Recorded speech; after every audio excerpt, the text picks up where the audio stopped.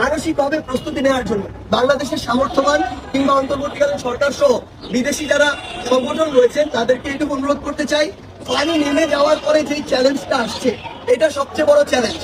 একটা মানুষের বা একটা পরিবারের 10 দিনের খাবার খেতে হয়তো সব মিলে খরচ 10,000 টাকা হতে পারে, কিন্তু যার বাড়ি ভেসে গিয়েছে, যার ফসলি জমি ভেসে গিয়েছে, ফসল ভেসে গিয়েছে, গবাদি পশু ভেসে গিয়েছে, ওই মানুষটাকে মিনিমাম একটু স্বাবলম্বী করতে বা একটা ঘরে আশ্রয় দিতেও কয়েক লক্ষ টাকা প্রয়োজন।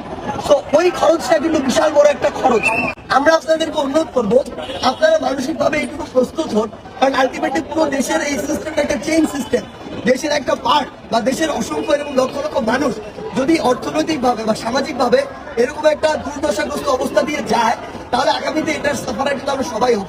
তাই আমাদের জায়গা থেকে ওই সামর্থ্যবান ব্যক্তিদের প্রতি এই অনুরোধটা থাকবে, আমরা যেন মানসিকভাবে ওই পরবর্তী ধাপে সকলকে সহযোগিতা করার, 1টি হোক, 2টি হোক, 10টি হোক, এরকম ফ্যামিলির দায়িত্ব নেওয়া।